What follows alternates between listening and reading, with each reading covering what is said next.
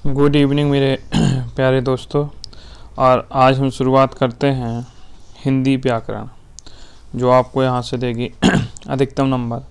हिंदी व्याकरण पढ़ना है, लगभग जितना आपका हिंदी का क्वेश्चन बनता है उसका 60% क्वेश्चन यहीं से आता है। मतलब आपको ये मान के चलो 20 से 25 प्रश्न आपको हिंदी व्याकरण का देखने को मिलेगा उत्तर प्रदेश पुलिस में। चलिए पहले हम छोटी छोटी बातें समझते हैं।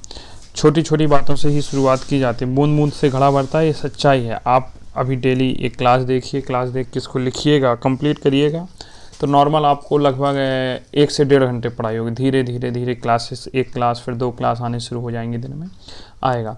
याद रखना, जो बदलाव होने चाहिए वो बाहर से नहीं दिखने चाहिए, अंदर से भी बदलाव होने चाहिए। महान समाज सुधारक महादेव रानडे जी ने कहा था। व्याकरण पढ़ते, व्याकरण क्या है? वी धन आ धन करण, वी धन आ धन करण से मिलकर बना होता है शब्द व्याकरण। ये क्वेश्चन कोई नहीं पूछेगा व्याकरण कैसे मिलकर बनता है, लेकिन एक शुरुआत होती है ना, किसी भी बात को भली भांति समझना या जानने के लिए हमें आवश्यक होती है व्याकरण। जैसे हम अक्षर पढ़ लेते हैं, अल्फ़ाबेट पढ़ लेते हैं, A to Z पढ़ लिया, आ से ज्ञात तक अक्षर पढ़ लिया, लेकिन व्याकरण क्या होती है? कर्ता क्या होता है, कर्म क्या होता है, संज्ञा क्या होती है, सर्वनाम क्या होता है, विशेषण क्या होता है, क्रिया क्या होती है, क्रिया विशेषण क्या होता है, सकर्मक क्रिया क्या होती है, अकर्मक क्रिया क्या होती है, गुणवाचक विशेषण क्या होता है, संबंधवाचक सर्वनाम क्या होता है, सार्वकालिक सर्वनाम क्या होता है।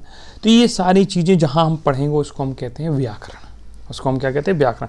आपको जो PDF लिखी है इसी को पढ़ना है। जब हिंदी की सारी क्लासेस ख़त्म हो जाएंगी उसके बाद एक PDF आपको प्रोवाइड करा दी जाएगी। चैनल आप ज्वाइन कर लीजिए। व्हाट्सअप चैनल का लिंक कमेंट बॉक्स में हमने पिन कर दिया है, आप वहाँ देख के उस पर जाइए, जुड़ जाइए। ठीक है। व्याकरण में जो अगर कोई पूछे, हाँ ये क्वेश्चन बनने लायक है, पूछेगा व्याकरण में कौन सी संधि बनती है, तो यण संधि बनती है। कौन सी संधि बनती है? यण संधि बनती है। व्याकरण, अच्छा व्याकरण होता क्या है? तो व्याकरण एक ऐसा ग्रंथ है जिसके माध्यम से किसी भाषा का शुद्ध उच्चारण, शुद्ध लेखन और शुद्ध प्रयोग किया जा सकता है। क्वेश्चन यहाँ से बन सकता है कि व्याकरण से क्या होता है? तो व्याकरण से हम शुद्ध उच्चारण, शुद्ध लेखन और शुद्ध प्रयोग सीख सकते हैं, सीखा जाता है। किसी भी सब्जेक्ट, जो भी भाषा सब्जेक्ट होंगे उनकी जो व्याकरण होती है, गणित की व्याकरण नहीं होती है, क्योंकि जो गणित है, गणित को समझना मतलब गणित जो प्रक्रिया है वो गॉड को समझना है, भगवान के द्वारा बनाई गई प्रक्रिया। अगर आपने किसी भी एक इक्वेशन को सॉल्व किया है तो आपने भगवान को जानने की आगे आप बढ़ गए हैं। ये कथन कहा था, किसने? ये बताएंगे जो सोशियोलॉजी की छात्र हैं। महान गणितज्ञ थे, भारतीय थे, रामानुजम जी ने कहा था। गैलीलियो ने भी कहा था कि गणित कोई इंसानों की भाषा नहीं है, गणित जो है वो देव की भाषा है, गॉड की भाषा है, लैंग्वेज ऑफ गॉड। चलिए आगे, अब व्याकरण के अंग क्या होते हैं, हमें पढ़ना क्या क्या है? तो हमें पढ़ना है व्याकरण वर्ण या वर्ण विचार, हमें पढ़ना है शब्द या शब्द विचार, वाक्य या वाक्य विचार। ये 3 टॉपिक पढ़ने में हमें कम से कम 15 से 20 दिन का समय लगेगा। आपको लग रहा होगा अरे गुरुजी 3 टॉपिक कितना टाइम? भैया टाइम इतना ही लगेगा, हल्का फुल्का टाइम नहीं लगेगा। सभी लोग बिल्कुल 7 बजे तैयार होकर बैठ जाया करो क्लास में, लेके पढ़ना है, मतलब पढ़ना है। चलिए हम हेडिंग डाले हैं वर्ण विचार। लिख पा रहे हैं आप लोग के नहीं? लिखते जाइए, इसलिए हम धीरे पढ़ा रहे हैं। हेडिंग लगाइए वर्ण विचार। हिंदी का नोट बनाइए, कंपाइल एक बार में अच्छे से बनाइए, और नोट्स जो बनाते जाओ कंप्लीट करके हमको फोटो भी शेयर कर सकते हैं।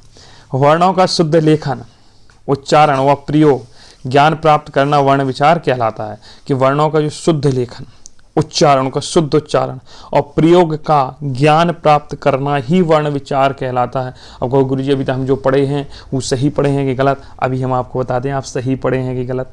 चलिए अच्छा याद रखना, वर्णों का कोई अर्थ नहीं होता है, कोई अर्थ नहीं होता है। जैसे का, इसका कोई अर्थ नहीं है, ना कोई अर्थ नहीं। खा, कोई अर्थ नहीं है।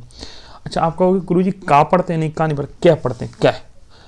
अगर ये का को शुद्ध पढ़ना, चूंकि का एक व्यंजन है, आगे बताएंगे। अगर शुद्ध पढ़ना, जैसे अच्छा आप लोगों ने पढ़ा होगा आ, फिर ऐसे पढ़े होंगे छोटा आ, बड़ा आ, छोटी बड़ी ई, गलत है। आ ई उ समझे? जब आप जैसे कहते हैं छोटा आ तो बोला जाता आ, बड़े आ को कहेंगे आ, थोड़ा अंदर से जोर लगा के।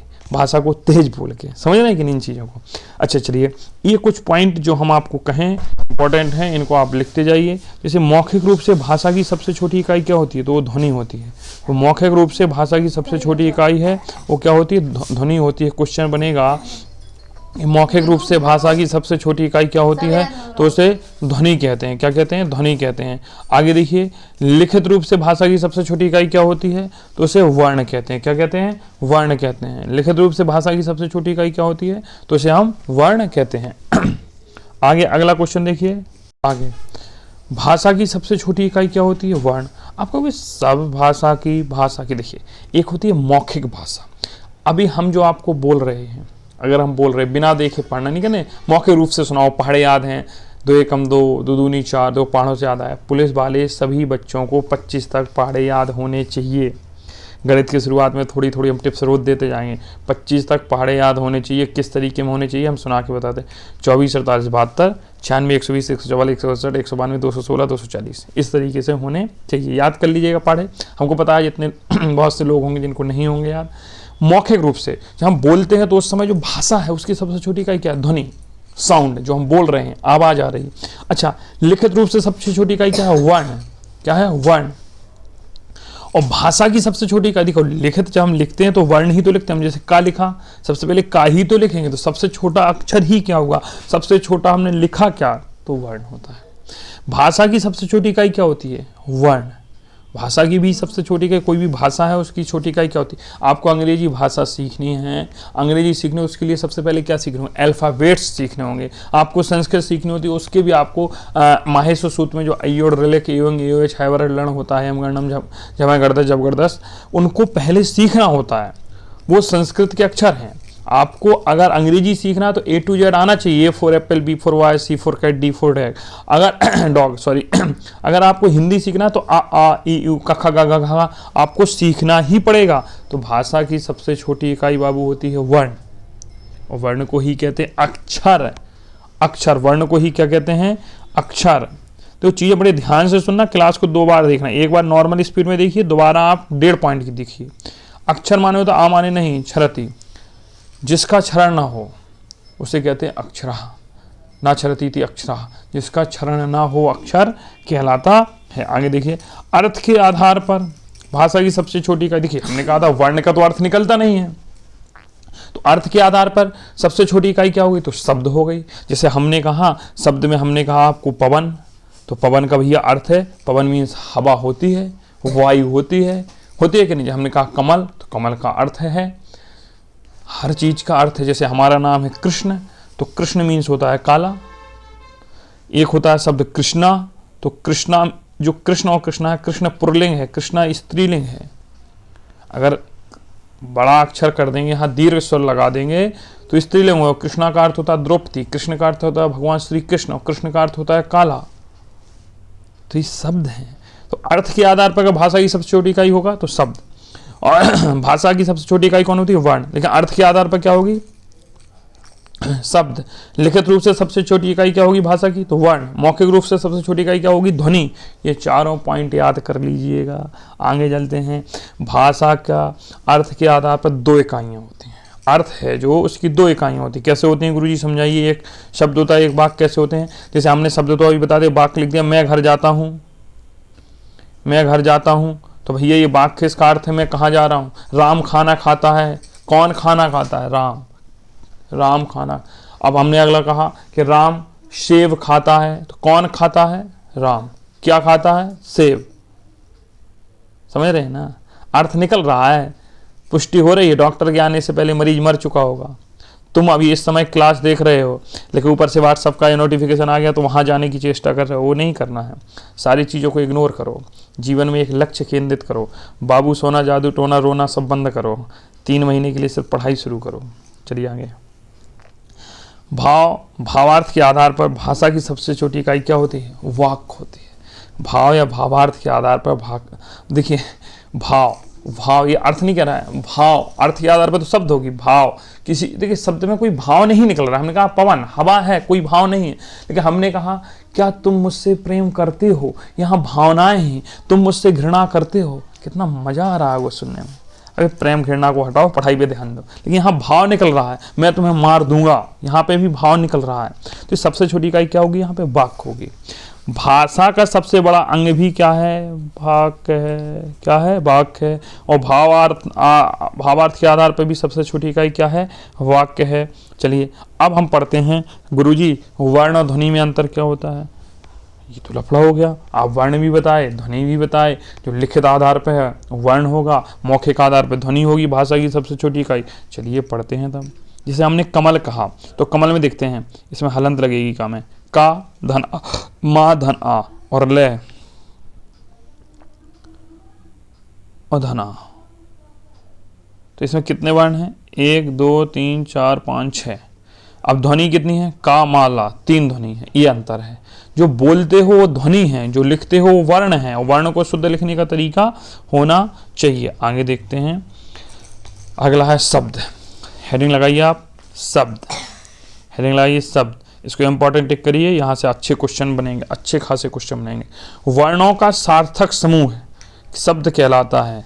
तो वर्णों का सार्थक, सार्थक का मतलब जिसका कोई अर्थ निकले, उसका सार्थक समूह क्या कहलाता है? शब्द। वर्णों का जो सार्थक समूह होता है वो क्या कहलाता है?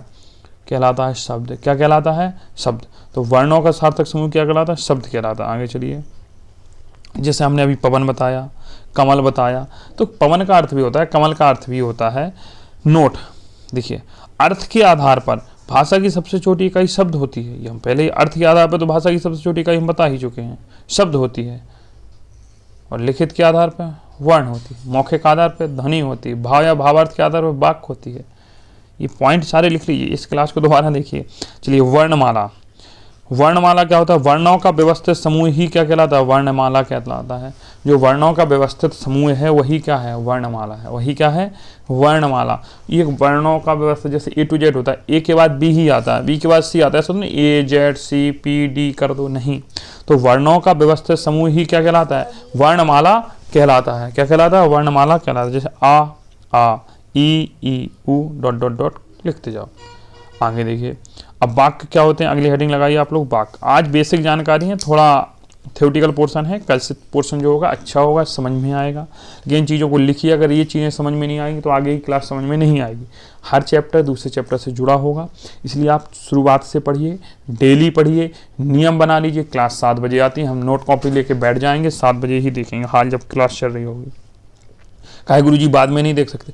बाद में देख सकते हो, लेकिन कार्य को टालने की प्रवृत्ति ही आपको पीछे ले जाती है। कार्य को टालने की प्रवृत्ति ही पीछे ले जाती है। एक बात याद रखना, आपको जो चीज़ पानी हो उसको पाने के लिए जिद चाहिए, और दुनिया में ऐसी कोई चीज़ नहीं है जो मिल ना सके आपको, बस उसके पीछे समय गंवाना होता है।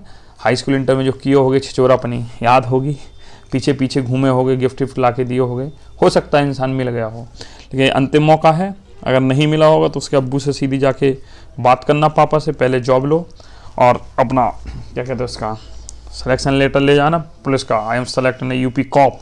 कॉप का अलग भौकाल होगा तो उसका बाबूजी तुम्हारे साथ शादी कर देगा, ठीक है। अगर जॉब नहीं लगी तो किसी और की हो जाएगी, इसलिए पहले पढ़ लो 3 महीने। चलिए, वाक्य क्या होता है? शब्दों का सार्थक समूह है।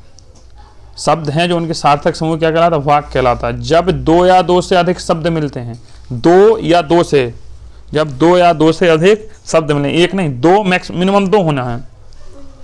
जब 2 या 2 से अधिक शब्द मिलते हैं और पूरे अर्थ का बोध कराते हैं तो वाक्य कहलाता है। पूरे अर्थ का बोध होना चाहिए, ये नहीं कृष्ण बांसुरी, ना ना ना ना ना, क्या मतलब हुआ कृष्ण बांसुरी बजाता है पूरा अर्थ हुआ। राधा नृत्य, ना ना ना ना, पूरा भावार्थ निकलना चाहिए, पूरे अर्थ का जो बोध कराए। जब 2 या 2 से अधिक शब्द मिलें और पूरे अर्थ का बोध कराएं तो वह वाक्य कहलाता है। क्या कहलाता है? वाक्य कहलाता है। कृष्ण बांसुरी बजाता है, राधा नृत्य करती है। आगे देखो, भावार्थ के आधार पर कि भाषा की सबसे छोटी इकाई वाक्य होती है। अब एक चीज़ होती है वाक्यांश। हेडिंग लगाइए, वाक्यांश। ये चलिए वहाँ चला गया, दूर हो गया है, कोई दिक्कत नहीं, हेडिंग लगा लीजिए वाक्यांश। सॉरी, टेक्नोलॉजी का कम जानते हैं ना। वाक्यांश, जब 2 या 2 से अधिक शब्द मिलते तो हैं परंतु पूरे अर्थ का बोध नहीं करा पाते, वाक्यांश कहलाते हैं। जब 2 या 2 से अधिक शब्द मिलें सॉरी, लेकिन पूरे अर्थ का बोध नहीं करा पाते, क्या कहलाता है? वाक्यांश कहलाता है। क्या कहलाता है? वाक्यांश। वाक्य धन अंश, जो वाक्य का अंश हो वो वाक्यांश कहलाता है। गुरुजी इनका काम है तो हमको काहे पढ़ा रहे हो? तो रीअरेंजमेंट पढ़ा होगा क्लास 10th में, अंग्रेजी में वाक्य लिखा होता था ऐसे, आई स्टूडेंट एम लिखा होता, फिर इसको रीऑर्डर करते हो गया आई एम स्टूडेंट। तो ये इसमें भी पूछा जाता है शब्दों का सार्थक क्रम बताइए, वर्णों का सार्थक क्रम लगाइए। अरे 1-2 नंबर का विकल्पी क्वेश्चन हक देगा, फिर क्या करोगे? इसलिए जब 2 या 2 से अधिक शब्द मिलते हैं परंतु पूरे अर्थ का बोध नहीं करा पाते हैं, वाक्यांश कहलाते हैं। क्या कहलाते हैं? वाक्यांश। वाक्य धन अंश, जो वाक्य का है अंश वही तो कहलाएगा वाक्यांश। मतलब पूरा वाक्य नहीं है, उसका थोड़ा सा अंश है, वही क्या कहलाता है? वाक्यांश कहलाता है। एग्जाम्पल हमने दिया है, यदि विजय मेहनत करता तो क्या करता? खेती में अच्छी फसल पैदावार होती। यदि विजय मेहनत करता तो यूपी कॉप बन जाता, बाबू सोना के चक्कर में नहीं पड़ता। तो यदि तुम जाओगे तब कुछ पाओगे। ईश्वर पर विश्वास करने वाला आस्तिक होता है, तो एक आर्थी शब्द भी हो गया, ईश्वर पर विश्वास ना करने वाला। चलिए अब होते हैं पद। सुना होगा छंद, उसमें पद शब्द जोड़ो। जब किसी शब्द को वाक्य में प्रयोग किया जाता है तो उस शब्द का अन्य शब्दों के साथ संबंध स्थापित हो जाए, उस शब्द को व्याकरणिक रूप से पद कहलाता है। मतलब हम कह रहे हैं जब किसी शब्द में हमने वाक्य लिखे, जैसे हमने लिखा कि राम घर जाता है, तो देखिए राम भी शब्द है, घर भी शब्द है और जाता भी एक शब्द है। देखिए ये शब्द लिखे, इन शब्दों का कुछ ना कुछ तो होगा, कोई सब्जेक्ट होगा, कोई ऑब्जेक्ट होगा, अरे कोई कर्ता होगा, कोई कर्म होगा, कोई क्रिया होगी। ये जो होता है वही पद कहलाता है। जैसे राम क्या है? कर्ता है, जाना क्या है? क्रिया है, घर क्या है? उसका गंतव्य है, पहुंच रहा है, कर्म।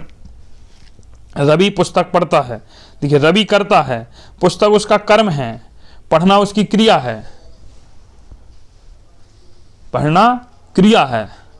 ठीक है, ना शब्द जहां आ जाए वहां क्रिया ही होती है, इतना याद रखना। ये थोड़ा टर्म से लिखते जाना। शब्द और पद में अंतर क्या होता है ये भी देख लीजिए, गुरुजी का शब्द और पद में अंतर। चलिए, जब किसी शब्द को अकेले प्रयोग किया जाता है तो वह शब्द होता है। मतलब अकेला है तो शब्द है। जैसे हमने कह दिया घर, शब्द है। हमने कह दिया जाता, शब्द है। हमने कह दिया खाता, शब्द है। हमने कह दिया पुस्तक, शब्द है। हमने कह दिया पढ़ता, शब्द है। हमने कह दिया श्याम, शब्द है। पुस्तक शब्द है, बायोलॉजी शब्द है, पढ़ता शब्द है। लेकिन हमने कह दिया श्याम बायोलॉजी की पुस्तक पढ़ता है, तब पढ़ना क्रिया हो गई, श्याम कर्ता हो गया, बायोलॉजी की पुस्तक कर्म हो गई। तो यहाँ पद हो गए, अलग अलग लिखे हैं, बिखरे हुए लिखे हैं तो शब्द हैं, और एक साथ लिख दिए तो उनमें पद हो जाएगा। लेकिन जब उसी शब्द को वाक्य में प्रयोग करते हैं तो पद कहलाता है। वाक्य बन जाएगा, भाव निकलेगा, भावार्थ निकलेगा, तब पद हो जाएगा। चलिए, जैसे यहाँ हमने लिखा भी है विजय, अब विजयपुर कर सकते हो। चलिए, विजय पत्र लिखता है तो विजय करता है, ये लिखना क्रिया है, पत्र कर्म है। लेकिन अगर तीनों को अलग हमने लिख दिया तो विजय क्या है भैया? एक व्यक्ति का नाम है, एक शब्द है। पत्र क्या है? एक शब्द है। लिखता क्या है? एक शब्द है। लिखता को अभी यहाँ क्रिया नहीं कह सकते, अकेले रूप में आ गया। हाँ, वाक्य में प्रयोग हुआ तो कह सकते हो। आगे चलिए, अब हल और हलंत शब्द को जानते हैं। आज हमने तुम्हें प्रमुख जो हिंदी शब्द होते हैं उनके बारे में बता दिया, हल और हलंत। अब जब हम आगे करेंगे, एक पद है, शब्द है, वर्ण है, वाक्यांश है, वाक्य है, भाषा की सबसे छोटी इकाई, तो भूलना मत। हल या हलंत क्या होती है? तो प्रत्येक व्यंजन वर्ण या स्वर के सहयोग से बोला जाता है।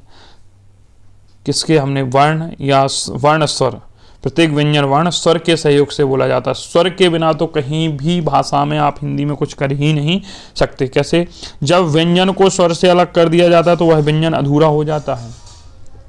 जब व्यंजन को स्वर से अलग कर दिया जाता है तो वह अधूरा हो जाता है। समझ रहे हो? व्यंजन को पूर्णता के लिए स्वर की आवश्यकता है। ऐसे ही तुम्हें अपने जीवन की पूर्णता के लिए सर्विस की आवश्यकता है। पढ़ लो उसके लिए। क्या कर लो? पढ़ लो, नहीं तो कोई इज्जत नहीं रहेगी। इतना याद रखना, बहन लगे ना भैया, दैट इज मैटर ऑफ रुपया। दुनिया में सबसे बड़ी अगर कोई चीज़ है तो मैटर। अभी देख रहे हो डोनाल्ड ट्रंप कितना छाया हुआ, पैसे की दम। पैसा है तो आप किसी को भी खरीद सकते हो, पैसा है तो लोग आपके हैं। पैसा नहीं है, पावर नहीं है, पोस्ट नहीं है, कुछ नहीं कर सकते। आप कितने सज्जन हैं, डजन मैटर। पैसा है, दैट इज मैटर। इसलिए पैसा के लिए कुछ करना होता है, और मिडिल क्लास और लोअर मिडिल क्लास के लड़कों के लिए जॉब जरूरी है। इस अधूरेपन को दर्शाने के लिए व्यंजन के नीचे तिरछी रेखा खींच जाती है, उसे ही हल हलंत कहते हैं। ठीक है। तो तुम्हारा भी अधूरापन है, बेरोजगार है, तुम्हारी एक ही प्रेम का होनी चाहिए जिसे पुस्तकें कहते हैं, और रोजगार उसका बाबूजी है, उसको मनाना है और जॉब लेनी है। जैसे का, तो कै धन आ लिखा, कै अब ये शुद्ध व्यंजन हुआ, अधूरा है, और आ पूर्ण स्वर है। चलिए अब यहाँ से हम कल शुरुआत करेंगे वर्ण से। आज की क्लास को हम यहीं पे समाप्त करते हैं। उम्मीद है अगर क्लास अच्छी लगी हो तो अपने दोस्तों को ज़रूर बताएं, पढ़ें, चैनल से ज़रूर जुड़ जाएं, उस पर हम बहुत जल्द अपडेट देना स्टार्ट कर देंगे। साथ ही साथ क्लास अगर अच्छी लगी हो, छोटा सा समय निकाल के कमेंट बॉक्स में प्रतिक्रिया जरूर दें, कैसी क्लास लगी। कोई सुझाव हो तो आपके सुझावों का स्वागत है, वो भी आप कमेंट बॉक्स में लिखें। स्पीड ज़्यादा हो तो लिखें, पढ़ाने के तरीके में दिक्कत हो तो लिखें। बहुत बहुत धन्यवाद आप सभी का।